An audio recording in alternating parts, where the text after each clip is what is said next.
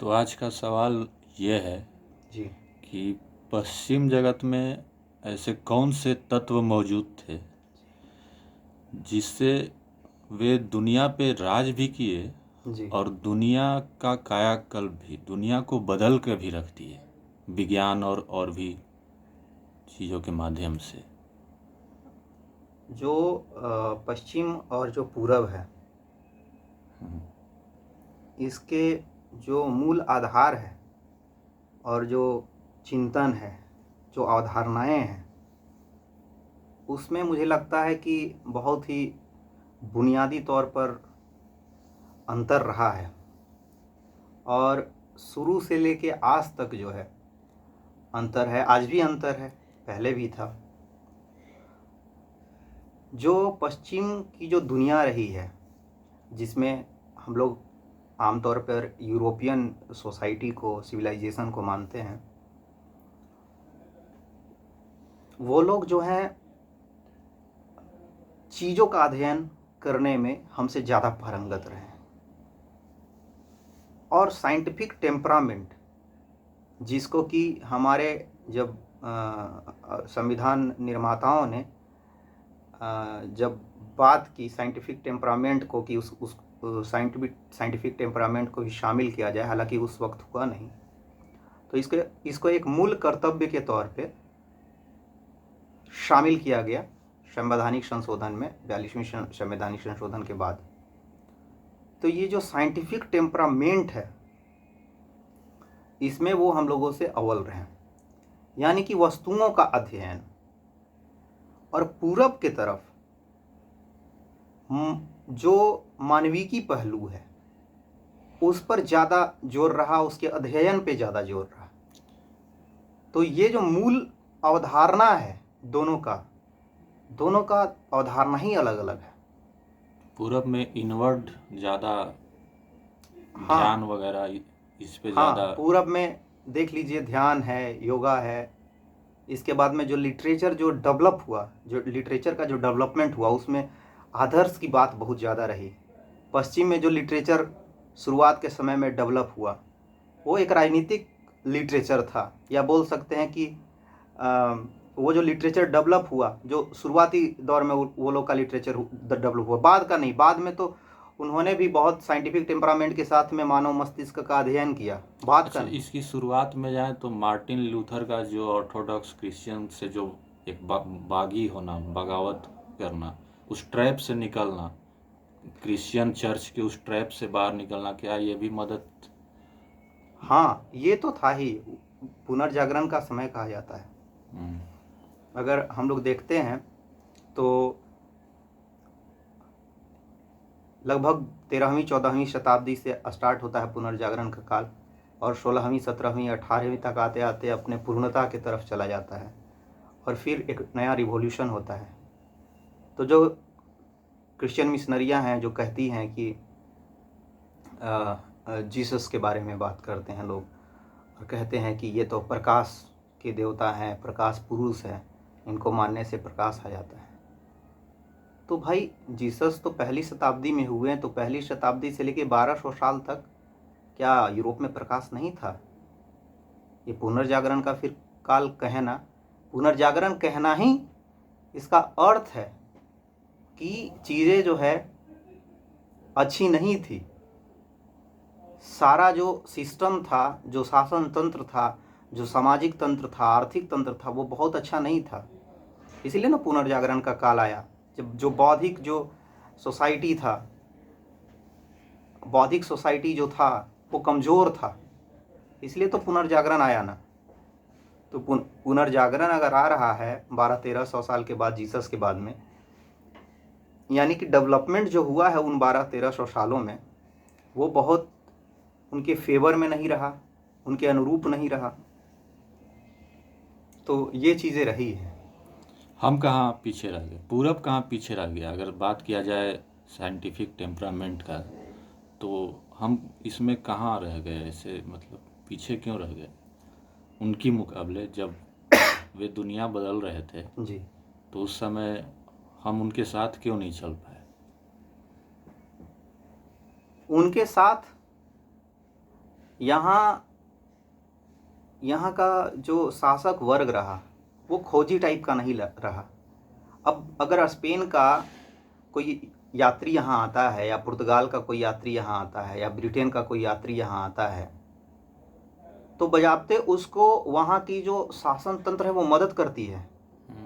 Spain का जो शासक है वो खुद जो है प्रिंस द नेविगेटर उसको बोला जाता है, वो खुद जो है उस तरीके का अंदर में, उसके अंदर में जो है जिजीविसा है कि खोजे, बाहर जाएं, बाहर दुनिया को देखें, क्या क्या चीज़ें घटित हो रही है वो देखें। और इसमें अगर उनका प्राण भी चला जाए, बहुत सारे लोग मारे भी गए, तो उसको इस चीज़ को वो लोग बहुत ही एक साहसिक कहानी के रूप में देखते हैं।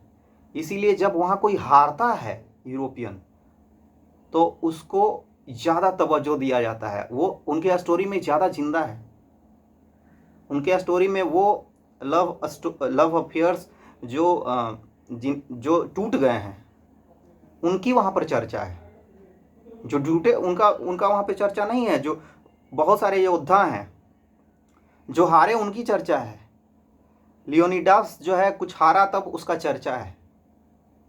तो हारने को लेके भी वहाँ एक पॉजिटिव अप्रोच है। और पूरब में हारने को लेके जो चीज़ें हैं वो तो आप जानते हैं।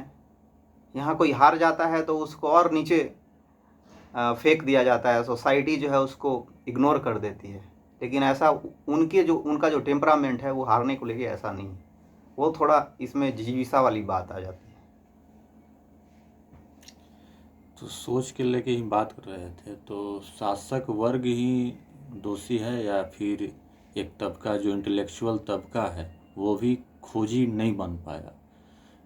इसमें आप कितना बाहरी शासन का आना, इन्वेजन, समय समय पे लगातार इन्वेजन होना, इसका समाज पे प्रभाव आप देखते हैं? जैसे इसका कितना इसमें रोल है? ये कहना आलोचना हो जाएगा कि हमारे शास्त्रों में ये कहा गया कि आप समुद्र को अगर लांघते हैं तो आपका धर्म जो है भ्रष्ट हो जाएगा। और जब गांधी जाते हैं स्टडी करने के लिए बाहर, तो उनके फैमिली में भी लड़ाई स्टार्ट हो जाता है अंदर कि भाई इनका तो धर्म जो है भ्रष्ट हो जाएगा। तो इस तरह की जो अवधारणा है, इस तरह का जो कॉन्सेप्ट है, वो क्या करता है, वो रोकता है आपको बाहर के दुनिया से रूबरू होने को लेके। वो आपको खींचता है, वो आपको एक सर्कल में बांधता है। और जब आप सर्कल में बंध जाते हैं, अपने शास्त्रों के सर्कल में, अपने समाज के जो सोच है उसके सर्कल में, तो फिर आप क्या खोज पाएंगे?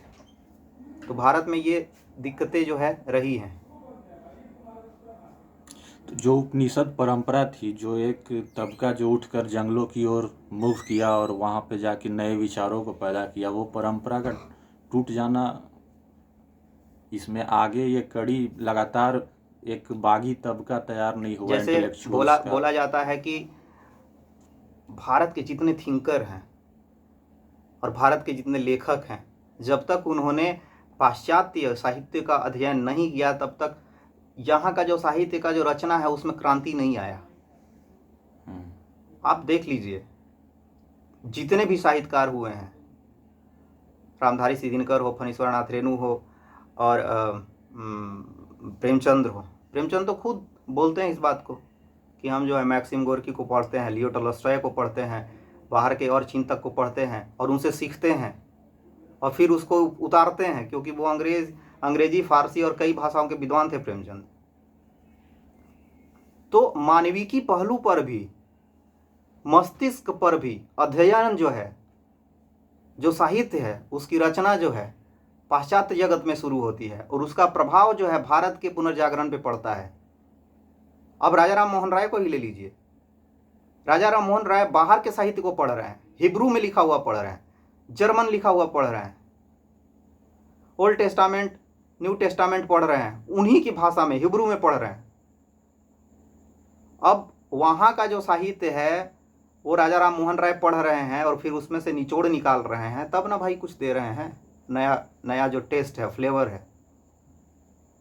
तो उनका जो है, उनका जैसे हमारे यहाँ पे क्या है, हमारे यहाँ पे जो लॉ ब्रेकर हैं, जो सोसाइटी एक लॉ बनाती है उसको ब्रेक करने वाले को सोसाइटी अच्छा नहीं मानती है। ये चीज़ें वहाँ नहीं है। वहाँ लॉ ब्रेकर के लिए सीटी बजाया जाता है। इसीलिए जितना विद्रोही का सम्मान है वो पश्चिम जगत में अभी भी ज़्यादा है, भारत में कम है। विद्रोही को सम्मान देने में पश्चिम जो है बहुत आगे रहा है, शुरू से लेकर आज तक आगे रहा है। वहाँ अगर आप लड़ रहे हैं, लड़ाई में अगर के मैदान में अगर आप हार जाते हैं तो आपको भी जो है गले से लगाया जाता है, लियोनिडास की तरह। वहाँ पे कॉन्सेप्ट ही अलग है। इसलिए वो बाहर निकलते हैं, वो दुनिया के कई देशों में जाते हैं, यात्राएं करते हैं, व्यापार करते हैं और फिर उसको रीड करते हैं और फिर उन पे शासन करते हैं। तो बाहर निकलना होगा, ब्रेक करना होगा चीज़ों को। जैसे एक एग्जाम्पल है, एक छोटा सा एग्जाम्पल हम लोग देख सकते हैं। जैसे कोई पंकज त्रिपाठी नाम का एक्टर है बॉलीवुड का, गांव का रहने वाला है, प्योर खेती करने वाला परिवार से है। पंकज त्रिपाठी के 4-5 पीढ़ी पहले तक कोई शायद मुंबई भी नहीं गया है, ये स्थिति है। और स्थिति सामान्य है, उनको लगता है कि बस यही मेरा दुनिया है, यहीं रहेंगे, यहीं मर जाएंगे। लेकिन एक पंकज त्रिपाठी उसी घर में पैदा होता है जो कहता है कि हम पटना जाएंगे, हम दिल्ली जाएंगे, हम खोजेंगे अपने आप को। और वो खोजते हुए चला जाता है मुंबई। और वहाँ जब खोजते हुए चला जाता है तो पता चलता है कि एक छोटा सा जो गवर्नमेंट जॉब है ये महत्वपूर्ण नहीं है, इसे आप जीविका चला सकते हैं, लेकिन जो एक पहचान है, एक जो सोसाइटी में जो पहचान स्थापित करना है, तो उसके लिए बाहर आपको आना पड़ेगा। और वो बाहर आता है, यानी कि रूल ब्रेक कर रहा है। तो कहने का मतलब कि खोजना ये मूल मंत्र उन लोग का रहा, यूरोपियन एक्सप्लोर का। करना। क्रूसेड के बाद भी बहुत सारा जो वहाँ मिडिल ईस्ट वगैरह, वहाँ के जो ग्रंथ वगैरह थे, जो किताबें वगैरह थी, काफ़ी किताबों का अध्ययन हुआ क्रूसेड के बाद। वहाँ समझा गया उन चीज़ों को, और वहाँ से जो है एक ड्राइविंग फोर्स मिला आगे के लिए, उन लोगों के लिए। तो कहीं ना कहीं उनका ये एटीट्यूड जो है आज उनको जिस पोजीशन पे हैं वहाँ पर लेके आया है। मैगलन पूरा दुनिया का चक्कर लगाता है, और वो दुनिया का चक्कर जब लगा रहा होगा तो उसको बुखार भी आया होगा। काहे कि कहीं गर्म जलधारा है, कहीं ठंडा जलधारा है, कहीं का जो वातावरण है वो एकदम उसका एडवर्स रहा होगा, लेकिन फिर भी मैगलन चारों तरफ घूमता है। उसी तरीके से जो लेमार्क है, या फिर इसका क्या नाम है, थ्योरी ऑफ फिटेस्ट जो दिया, डार्विन जो है पूरा चक्कर लगाया पृथ्वी का, और देखा एक छोटे छोटे टापू पर गया, सेशेल्स में गया, इधर उधर गया, रीयूनियन में गया, देखा वहाँ के जीव जंतु को। ये एक एडवेंचर है। भारतीय लोग घर में डूबके हुए हैं, अपना जो सोसाइटी है उसको ही मान लेते हैं कि यही सब कुछ है। एडवेंचरस माइंडसेट के साथ निकले और ऐसे ऐसे खोज, ग्राउंड ब्रेकिंग थ्योरीज बाद में दिए कि दुनिया बदल गई। हाँ, अभी देख लीजिए डिस्कवरी पे जितने आते हैं एडवेंचरस कहानी कहने वाले और करने वाले, कितने भारतीय हैं? एक भी नहीं मिलेगा कोई भारतीय। यहाँ भारतीय में दर्शक नहीं है, उसका देखना पसंद नहीं करता है। Discovery one of the most viewed channel में से है यहाँ का, यानी कि भारतीय पसंद करते हैं।